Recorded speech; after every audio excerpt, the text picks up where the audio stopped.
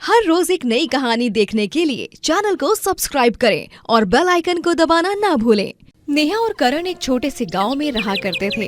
वो अपने घर का गुजर बसर एक ठेले पर पानी पूरी बेचकर किया करते थे। वो दोनों मियाँ बीवी खुशी से एक दूसरे के साथ रहा करते थे, पर कौन जानता था कि उनकी खुशी को बहुत जल्द किसी की नजर लगने वाली है। ऐसी एक दिन नेहा और करण अपनी पूरी बेचकर अपने घर आ रहे होते हैं। तभी उनके गांव में भारी भूकंप आ जाता है और उस भूकंप में ज्यादातर लोगों के घर तबाह हो जाते हैं। उस भूकंप के चलते कई लोगों को अपने अपने घरों को छोड़कर दूसरी जगह शिफ्ट होना पड़ता है और उन्हीं में से एक थे नेहा और करण। नेहा और करण अपनी जान जैसे तैसे बचाकर दूसरे गांव में चले तो जाते हैं, पर अब उन्हें काफी मुश्किलों का सामना करना पड़ता है। करण जी, मुझे तो समझ नहीं आ रहा कि हम यहाँ पर खाएंगे क्या। अरे वहाँ पर हमारा अपना घर था, पानी पूरी बेचकर 2 पैसे कमाते थे, कम से कम सुकून की रोटी तो खा लेते थे। लेकिन यहाँ पर ना तो काम मिल रहा है और ना ही कोई दूसरा रास्ता नजर आ रहा है। नेहा, तुम चिंता मत करो, भगवान अभी हमारी परीक्षा ले रहा है, लेकिन तुम यकीन मानो बहुत जल्द हमारे अच्छे दिन भी आएंगे। पर कब करण जी, कब? हमें यहाँ आए हुए 1 हफ्ता हो गया है, लेकिन हमें कोई भी कहीं काम नहीं दे रहा है। अगर यही हाल रहा तो हम अपना गुजारा कैसे करेंगे? हम अपना गुजारा ठीक वैसे ही करेंगे जैसे हम अपने गांव में किया करते थे। मतलब ये कि यहाँ भी हम पानी पूरी बेचकर ही अपना गुजर बसर करेंगे। करण की बात सुनकर नेहा के चेहरे पर एक मुस्कान आ जाती है और वो अपने पति का साथ देती है। ऐसे ही समय बीतता है और बहुत जल्द करण और नेहा पानी पूरी का एक ठेला दोबारा लगा लेते हैं और उस पानी पूरी पर एक ऑफर भी रखते हैं। फ्री पानी पूरी, वो भी बिल्कुल फ्री। जी हाँ, हमारे ठेले पर अपने इच्छा अनुसार पानी पूरी खाइए और ले जाइए 500 रुपए, वो भी सिर्फ 3 मिनट में। अगर आप 3 मिनट में, जी हाँ, अगर 3 मिनट में आप इस पानी पूरी को खत्म कर देते हैं तो आपको मिलेंगे पूरे 500 रुपए। नेहा की आवाज सुनकर वहाँ एक लड़की आती है और नेहा से बोलती है, ये कैसा ऑफर है? मतलब कोई पानी पूरी वाला किसी को फ्री में कैसे खिला सकता है? मैडम, ये ऑफर फ्री तो है, लेकिन सिर्फ 3 मिनट के लिए। अगर 3 मिनट में आपने इन गोलगप्पे को खत्म कर दिया तो आपको पूरे 500 रुपए मिलेंगे, और अगर आप इन गोलगप्पे को खत्म नहीं कर पाती हैं तो आपको हमें 500 रुपए वापस देने होंगे, यानी चार्ज करेंगे हम 500 रुपए। सुनने में तो मजेदार लगता है, चलो ट्राई करते हैं। इतना बोलकर वो लड़की पानी पूरी खाने लगती है। पूरे 3 मिनट हो जाते हैं, लेकिन वो लड़की इस कंपटीशन को जीत नहीं पाती और ये कंपटीशन हार जाती है, जिसके बाद उस लड़की को पूरे 500 रुपए उन्हें देने पड़ते हैं।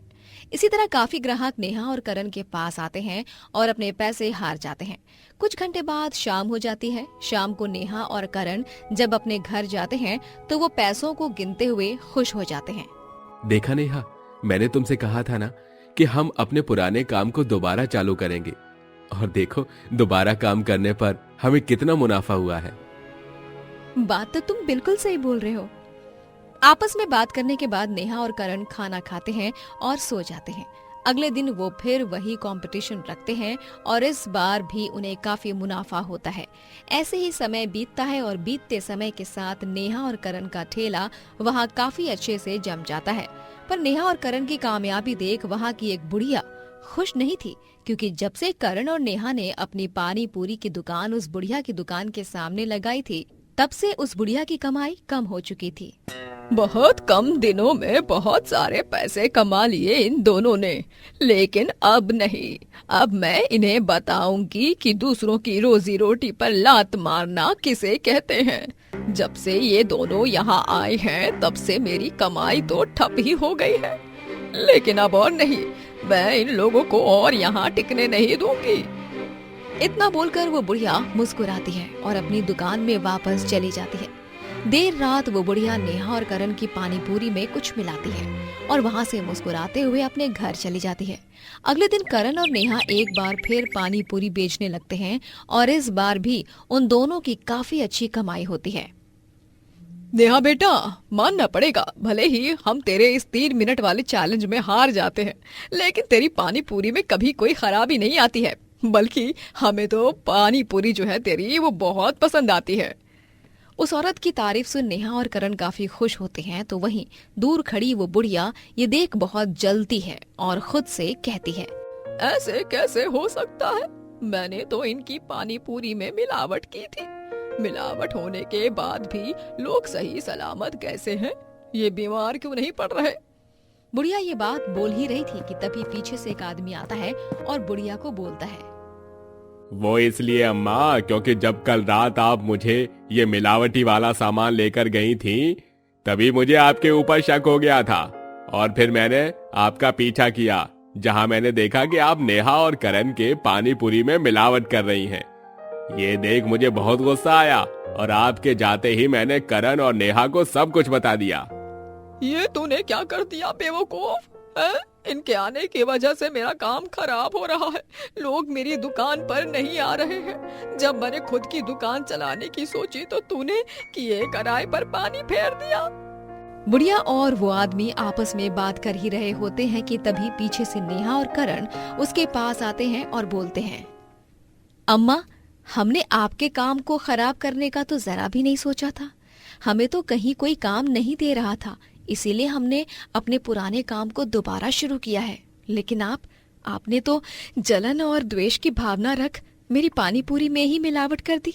आपने सोचा भी था कि उस मिलावटी पानी पूरी से कितने लोगों की तबीयत खराब हो सकती है? हाँ, मैं जानती हूँ कि इस मिलावटी पानी पूरी से काफी लोगों की तबीयत खराब हो सकती थी।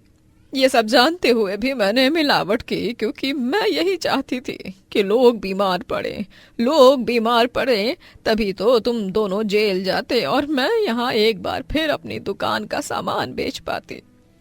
बुढ़िया ये बात बोल ही रही होती है कि तभी पीछे से पुलिस आ जाती है और उसको अरेस्ट कर है। आपने जो कुछ भी सोचा वो बहुत गलत सोचा और काफी हद तक आपने गलत भी किया। एक पल को भले ही मेरी बीवी आपको माफ कर दे, पर मैं आपकी उम्र का लिहाज नहीं करूंगा, क्योंकि आप लोगों के लिए नहीं बल्कि खुद के बारे में सोचती हैं।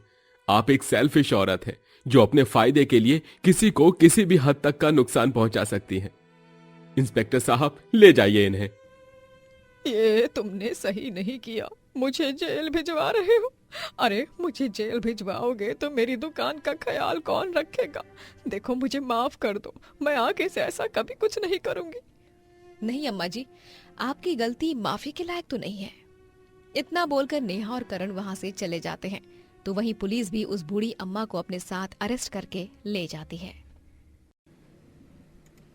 शिखरपुर में रहने वाला वनराज अपनी बीवी उमा के साथ रहता था।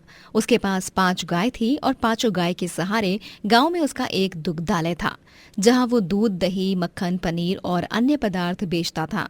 उसकी बीवी उमा बचे हुए पनीर की तरह तरह की डिशेस बनाया करती। लीजिए वनराज जी, आज मैंने आपके लिए पनीर के पकौड़े और पालक पनीर की सब्जी बनाई है, खाइए। अरे वाह उमा, ये तो लाजवाब बनी है डिश, मजा ही आ गया। हा हा हा, आ हा हा हा, एकदम बढ़िया। जी धन्यवाद, और लीजिए ना। जब वनराज से मिलने उसके चाचा जी और चाची जी आते हैं, तभी वो दोनों भी उमा के हाथ की पनीर डिशेस खाकर उसके दीवाने हो जाते हैं। उमा, तुमने तो कमाल कर दिया। ऐसी स्वादिष्ट पनीर की सब्जी मैंने कभी नहीं खाई। हमारे ढाबे पर अगर तुम्हारी यही डिशेस बिक जाएं तो हमारा ढाबा रातों रात गांव का नंबर 1 ढाबा बन जाएगा। धन्यवाद चाची जी, चाचा जी। उमा के हाथों में अलग सा ही जादू है, वो पनीर के हर एक पदार्थ को मजेदार बना देती है।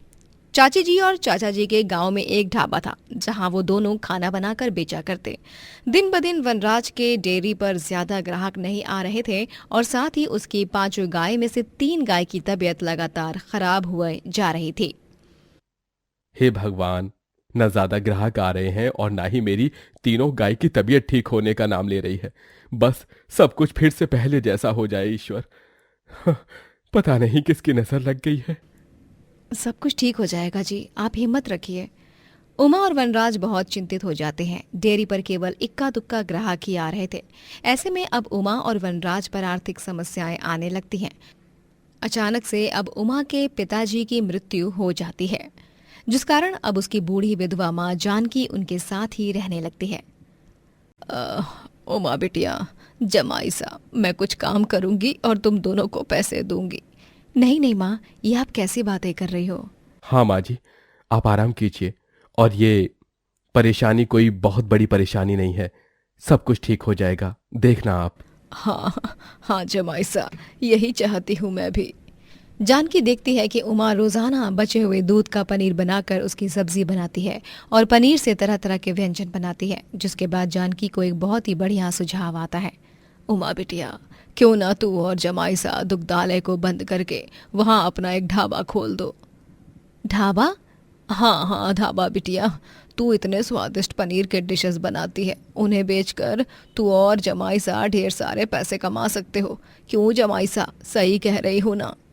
हाँ माँ जी, बिल्कुल सही कह रही हैं आप। उमा, माँ जी जो कह रही हैं उसी के हिसाब से चलते हैं हम। अब हम अपना पनीर ढाबा खोल कर ही रहेंगे। ठीक है, फिर ये तय रहा। उमा और वनराज दुग्धालय को बंद करके अब वहीं पर अपना एक ढाबा खोलते हैं, जिसका नाम होता है शिखरपुर पनीर ढाबा। वहां पर उमा अलग अलग पनीर के व्यंजन बनाकर बेचती है और ग्राहकों को वो सब बहुत पसंद आते हैं।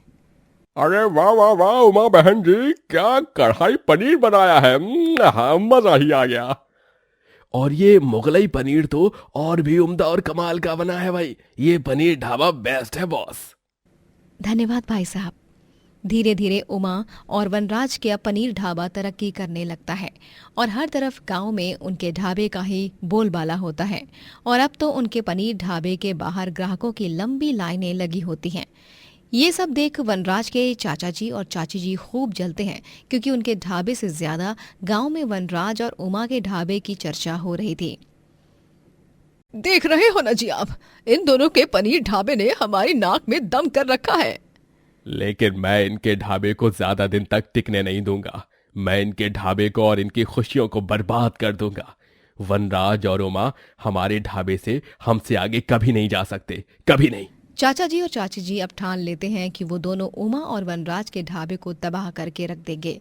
इसीलिए वो दोनों चुपके से रात में उनकी 5 गायें चुरा लेते हैं और अगली सुबह अपनी 5 गायों को गायब देख वनराज और उमा बहुत घबरा जाते हैं। वो उन्हें पूरे गांव में ढूंढने लगते हैं, लेकिन उनकी गाय उन्हें कहीं नहीं मिलती। वो दोनों पुलिस स्टेशन जाकर ये बात पुलिस को बताते हैं। पता नहीं कहाँ चली गई हमारी 5 गायें।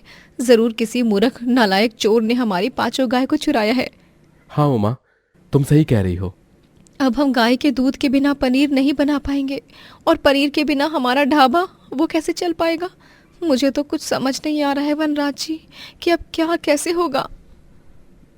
पुलिस ने कहा है ना कि वो खोज रहे हैं। देखना 5 गाय जल्द से जल्द मिल जाएंगी।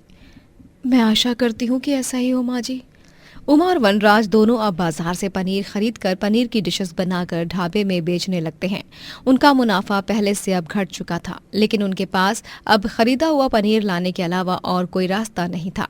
वहीं चाचा जी और चाची जी दोनों वनराज और उमा को दुखी देख बहुत खुश होते हैं।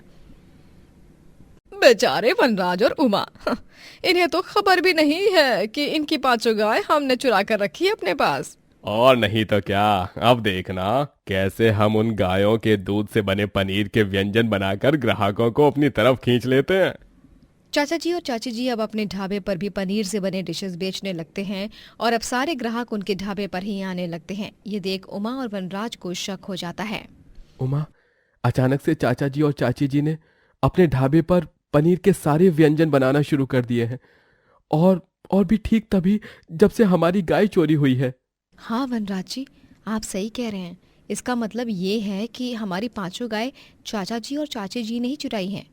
वनराज और उमा जब चाचा जी और चाची जी के घर जाते हैं, तभी वहां पर वो दोनों अपनी 5 गाय को देखकर हैरान और चकित रह जाते हैं। लेकिन तभी चाचा जी और चाची जी को तेज बुखार आया हुआ होता है, इसीलिए उमा और वनराज उन्हें तुरंत हॉस्पिटल ले जाते हैं। इन दोनों को डेंगू हो चुका है, इन्हें एडमिट करना होगा। अगर ज्यादा देर की तो इनकी जान को भी खतरा हो सकता है। नहीं नहीं नहीं डॉक्टर, देर मत कीजिए, मेरे चाचा जी और चाची जी को ठीक कर दीजिए। मैंने आपके सामने हाथ जोड़ता हूँ। हाँ वनराज जी, मैं समझ सकता हूँ। डोंट वरी, आपके चाचा जी और चाची जी को कुछ नहीं होगा। डॉक्टर चाचा जी और चाची जी का ट्रीटमेंट करते हैं और हॉस्पिटल का सारा बिल वनराज ही भरता है। जब चाचा जी और चाची जी दोनों ठीक हो जाते हैं, तभी उन दोनों को काफी शर्मिंदगी महसूस होती है। मुझे माफ कर दो वनराज और उमा, हमने तुम्हारे साथ बहुत गलत किया। इतना गलत करने के बाद भी तुम दोनों ने अपना फर्ज निभाया। तुम दोनों हमारे बच्चे हो। आओ अपनी चाची के गले लगो और मुझे माफ कर दो बच्चों। हमें अपनी गलतियों को सुधारने का एक आखिरी मौका दे दो वनराज और उमा। माफी मत मांगिए चाचा जी, चाची जी, आप दोनों को अपनी गलतियों का एहसास हो चुका है, यही बहुत है। सब कुछ भुलाकर अब हम एक नई शुरुआत करेंगे और चारों साथ मिलकर ढाबा चलाएंगे। चारों ही क्यों, मैं भी साथ दूंगी। पूरा परिवार खुशी से साथ रहेगा और अपना ढाबा संभालेगा। क्यों? एकदम सही कहा जानकी बहन।